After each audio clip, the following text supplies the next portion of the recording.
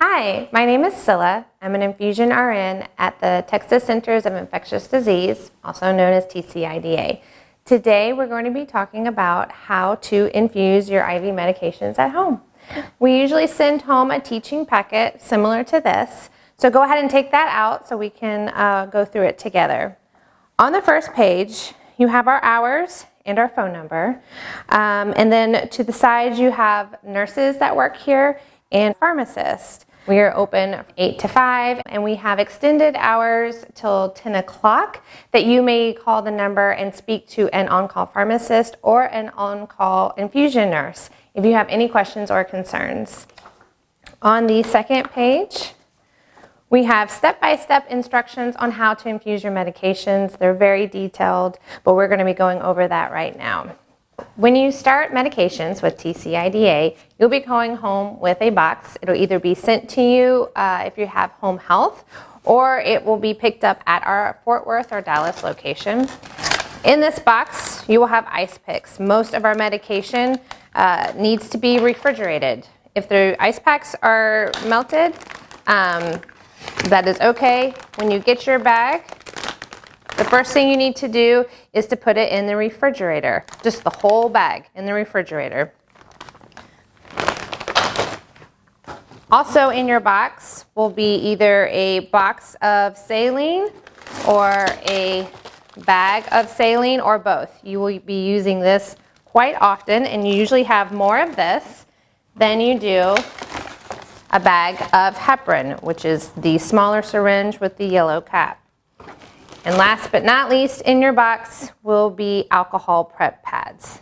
You want to take out your antibiotic ball 6 to 8 hours and leave it on the countertop to come up to room temperature. It is okay if you put on your antibiotic ball right out of the refrigerator. However, it will go slower and you could feel chilled. So the optimal temperature would be room temperature. Okay. So these are some of the supplies that you're going to have in your box. When it is time to administer antibiotic, I suggest putting everything in its order so that you can just go down the line and not forget a step. So the very first thing is going to be your alcohol swab. And then this right here, we say SASH, and it stands for saline antibiotic, saline heparin. And you do this every time you administer an antibiotic. I would suggest that before you even get started, after you've laid it out in order, go ahead and remove the cellophane from all of the syringes. Go ahead and pull off the paper tabs and stretch out your IV tubing, making sure there's no knots or kinks. I would even go ahead and take out your alcohol swab, have that ready. The next thing that you do before you pick up your PICC line and flush it with your first saline is wash your hands or sanitize your hands. You do not need gloves as long as you use soap and water or an alcohol-based sanitizer. Your hands are clean enough as clean gloves. This is a what we call a single lumen. This would be coming off of your PICC line or your central line. These are just two different brands, and it's just showing you that this little white hub and this little blue hub, also known as claves, are where you're going to be connecting your syringes and your antibiotics. This is a single lumen PICC. That means it has one line. And this one in particular does not have a clamp. This is a double lumen PICC. That means there's two lines. These have clamps, and when you're not administering your antibiotic or flushing, they need to be clamped down. What you do is just push it. When you get ready to flush, if you meet any resistance, remember to check to see if you have unclamped it. You just take your thumb, and this can be tricky, and you just pull back until you unclamp it. It is tricky. Another thing I want to mention, when you have multiple lines, sometimes they're color-coded, red or purple. These do not mean anything. They just are to help separate the lines from each other. You may flush and administer antibiotics in both, and you may also draw blood from both. Okay, let's get started. I've taken out my syringes out of their cellophane. I'm going to take out my alcohol swab. Now I'm going to wash my hands or sanitize them. Next, I'm going to pick up my hub or my clave from my pick.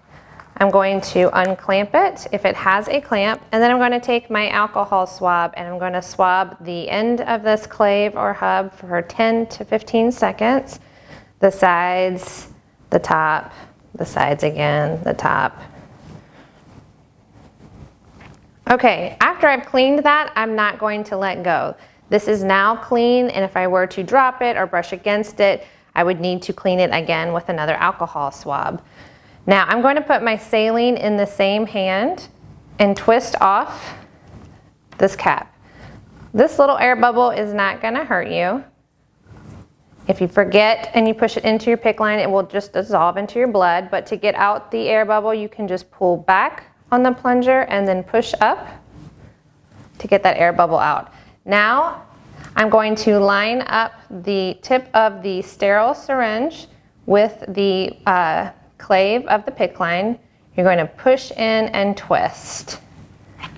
And you need sometimes to kind of get closer to it to give it a good push in and twist. Now I'm just going to slowly flush. You can use a push-pause method. If this hurts, you can just do a slow, steady push. Once you flush this entire saline, and yes, you do need to flush the entire saline, but for these purposes, I'm just going to move on to the next step. Without contaminating the tip of your PICC line, you will pick up your antibiotic and same thing, put that line in your hand and twist off the cap. Just like the syringes, this is a sterile solution with a sterile tip. No need to swab it with alcohol unless you drop it or brush against it, because then it will be contaminated. So now we're going to push in and twist to connect. And then to start your antibiotic, it too has a clamp on it just like your PICC, and you will just pull back to allow the flow of the antibiotic. You will not see it necessarily infusing, but over time the antibiotic ball will deflate and it will look something like this. You'll be able to squeeze it, and there is a white plastic part that you'll be able to touch and feel. If you feel any give, any squishiness in the ball, there's probably about 5 to 10 minutes more of medication that needs to be infused. After you are done infusing your antibiotic, you're going to unclamp. Continue to hold this without letting it contaminate it. Whenever in doubt, you can always swab it with alcohol again. Then you're going to flush it with one more saline. You want that medication all the way through your line. And then you're going to use heparin, which is the smallest and the yellow tip syringe. This prevents any sticky factors of your blood from remaining in your line and clogging it off.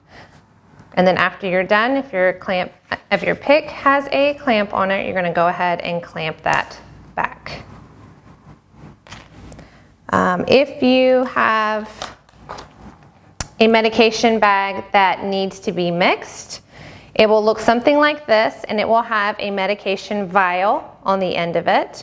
And then you will also receive some tubing that looks just like this. Directions on how to mix your medication and how to hook it up to this tubing, you can reference our Dilaflow tubing video. Most of our medications are going to come in what is called an elastomeric ball.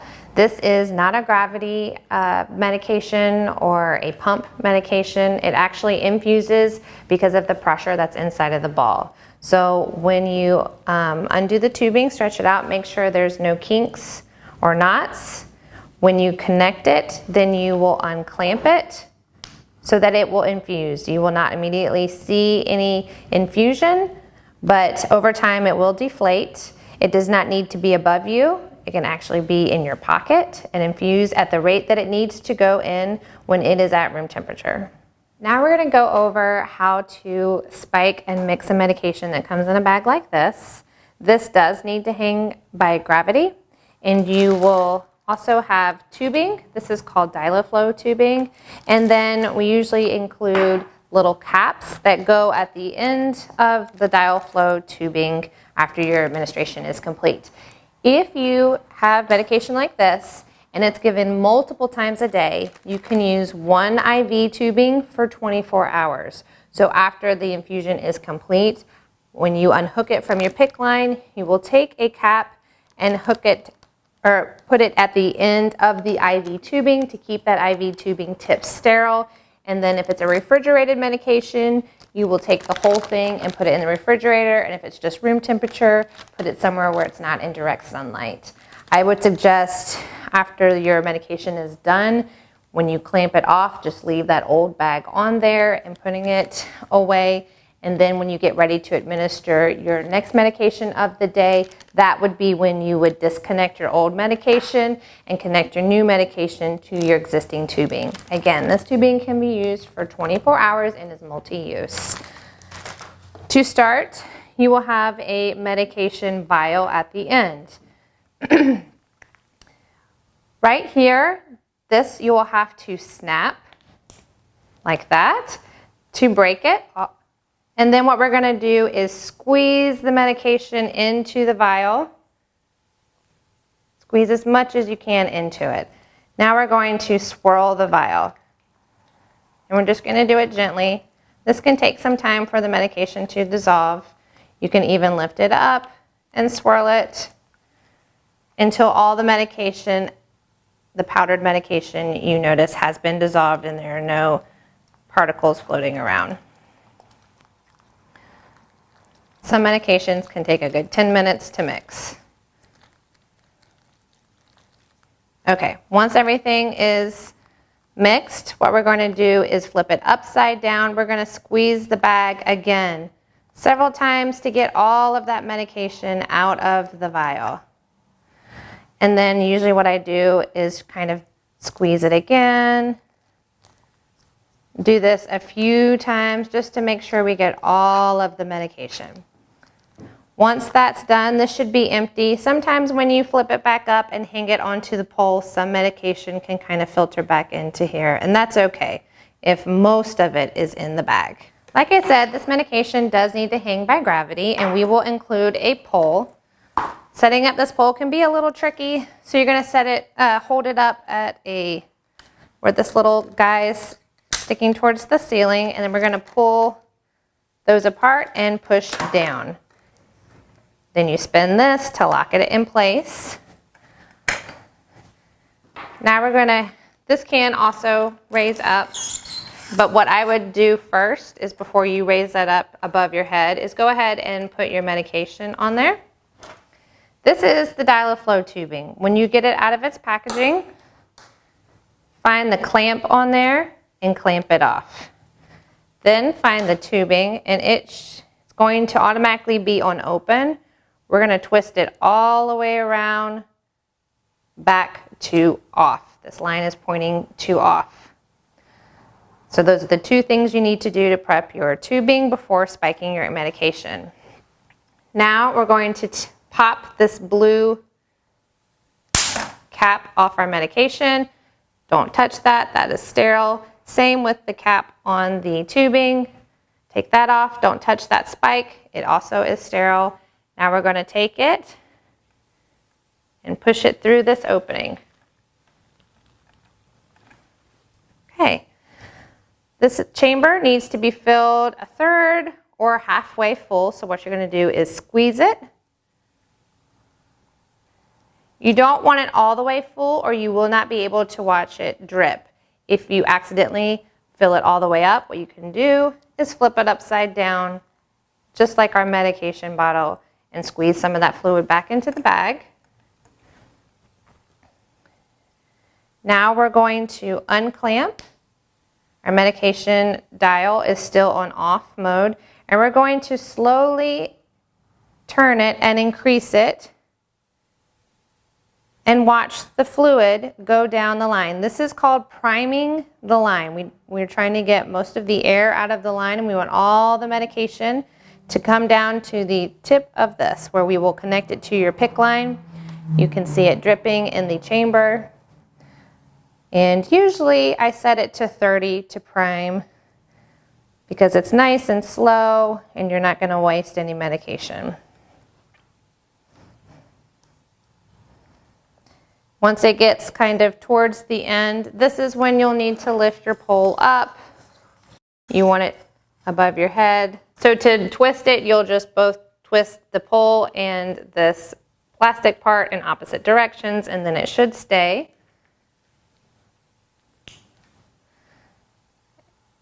And then we're going to wait. Once it gets to the bottom, sometimes you might need to increase it for it to get all the way in to the tip of the line. And then once it gets there, you twist it all the way off and then clamp it again. And then we are now ready to connect it to our PICC line. If you do not know how to do that, please reference the video on how to administer your antibiotics. When you connect it to your PICC line, that is when you will choose the rate that is listed on the bag and told to you by the pharmacy. So for instance, if this bag is a 100 milliliter bag. If it needs to infuse in 1 hour, we're going to set it to 100. So I'm going to take my dial and twist it all the way around until this line connects to 100. Or if it needs to be 200, you will connect it, match it up until it says that the matching lines are on 200. That is your rate. Now you can unclamp this and it will go at the rate that it needs to go in until the bag is completely empty. The chamber may empty, but the line will not completely empty. As long as the chamber is mostly empty and the bag is completely empty, you are done with your antibiotics. If you ever feel like it's dripping too slow, you can always raise the pole up higher. It does need to be high above your head or above your arm or above your chest, wherever it's infusing, in order to go in at the rate that it needs to. Here are some troubleshooting tips for your PICC line or central line when you are infusing antibiotics. If your line is not being able to flush when you're using a saline syringe on your line, make sure if your line has clamps that you have unclamped your line by pulling back and popping that. The clamp should be able to move freely up and down the line, and you should be able to flush. Sometimes, however, lines can be positional, and this does not allow the flush to go in smoothly. In that case, you would need to do several movements just to try to see if we can move that line away from the vein wall and flush freely. So sometimes people need to have their arm out to flush. This can be a little bit difficult, but at least try as far as you can. Sometimes people need to have their arm across their body. Sometimes you need to turn your neck away from your line. Sometimes you need to take a deep breath and cough. And sometimes you need to press on your line in order to flush the line. If all of these do not work, then please give us a call. We do not provide caps known as Curo caps on the ends of your PICC line. A lot of inpatient hospital facilities use them to prevent patient-to-patient transmission of bacteria. However, if you are washing your hands or sanitizing them with alcohol-based sanitizer and swabbing your tips of your PICC line with an alcohol swab, and you're making sure that you're not letting it touch anything after you do swab it with alcohol, you do not need the Curos caps. This is a closed valve system. Nothing is going in your line and nothing is coming out when it is not connected to your antibiotic tubing or into a syringe.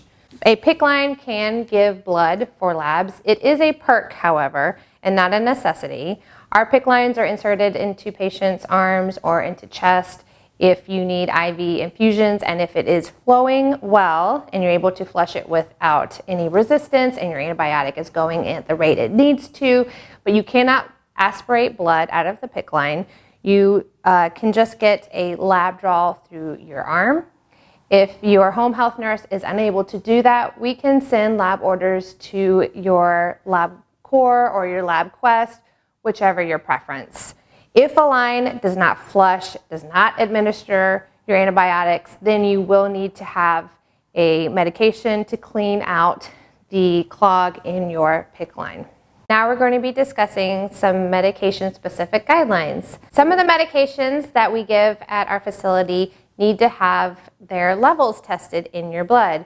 Those medications are vancomycin, gentamicin, and amikacin, just to name a few. Specifically for vancomycin, we draw levels twice a week, mostly on Mondays and Thursdays, or they can be drawn on a Tuesday-Friday schedule.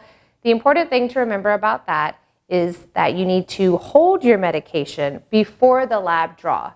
So if your medication is given on a every 12-hour basis and your medication is given at 9 in the morning and 9 in the evening, you need to have your medication drawn around 8:30 or 9 at the latest, but do not administer your medication. If you come to the clinic, bring that medication with you. We will draw your levels and then hook up your medication.